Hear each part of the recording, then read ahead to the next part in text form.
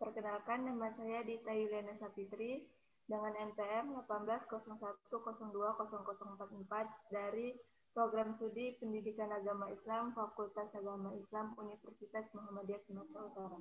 Di sini saya akan menyampaikan beberapa tahapan-tahapan dalam penelitian. Dalam penelitian itu terbagi menjadi 3 bagian. Di sini saya akan menjelaskan bagian-bagiannya. Tahapan dalam penelitian. Kegiatan penelitian merupakan suatu proses memperoleh atau mendapatkan suatu pengetahuan atau mencegah permasalahan yang dihadapi, yang dilakukan secara ilmiah, sistematis, dan logis. Dalam penelitian di bidang apapun, tahapan-tahapan itu pada umumnya memiliki kesamaan, walaupun ada beberapa hal yang sering terjadi pemodifikasian dalam pelaksanaannya. Di sini yang pertama, saya akan menjelaskan tentang tahapan perencanaan. Oh iya, sebelumnya terbagi menjadi 3, yaitu tahapan perencanaan, terus ada tahap pelaksanaan penelitian, dan yang terakhir ada tahap penulisan laporan penelitian. Oke, baiklah. Di sini saya akan menjelaskan yang pertama, yaitu tentang tahap perencanaan persiapan atau persiapan. Di sini ada terbagi menjadi beberapa tahapan perencanaan. Langkah-langkahnya yaitu yang pertama, mengidentifikasi masalah atau mencari permasalahan. Pada tahap ini, penelitian harus terlebih dahulu mencari apa masalah yang hendak diteliti.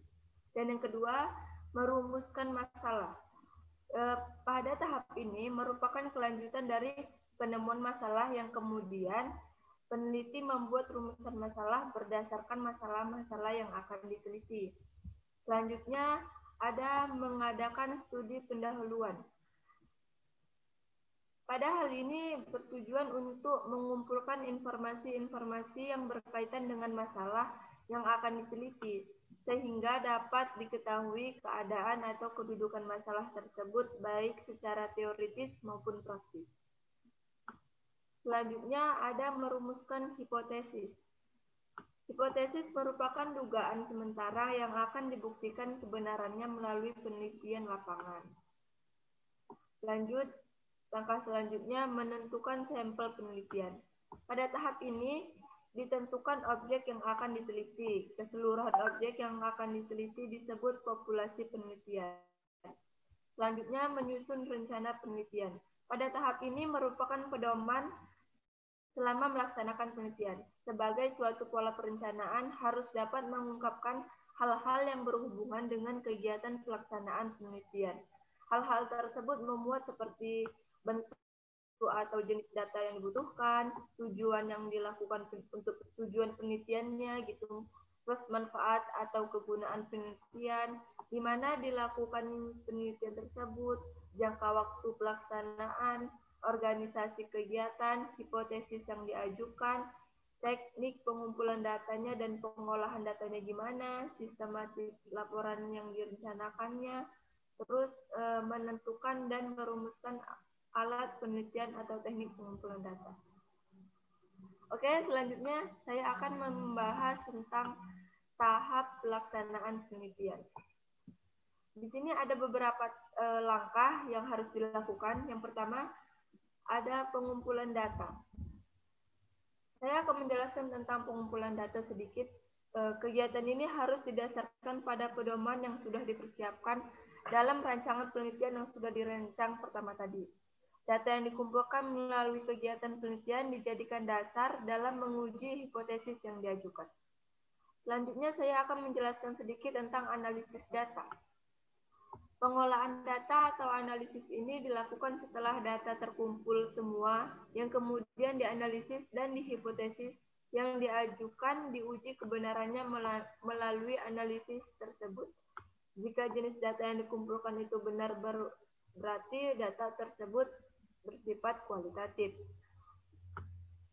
Maka pengolahan datanya dilakukan dengan cara menarik kesimpulan deduktif-induktifnya. Namun, jika ada data yang dikumpulkan berupa jenis data kuantitatif atau berbentuk angka-angka, maka analisis yang digunakan menggunakan analisis kuantitatif atau statistika.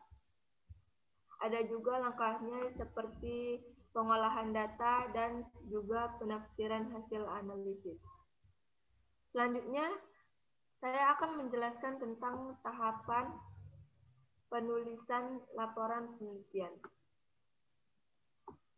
Dalam hal ini, beberapa hal yang harus diperhatikan adalah sebagai berikut. Yang pertama, berisi keseluruhan proses dan pengalaman penelitian di dalam bentuk cerita atau paparan. Terus ada laporan diperinci dalam bab dan sub-sub dengan judul yang tepat dan jelas sehingga memudahkan pembaca dalam mencari bagian tertentu.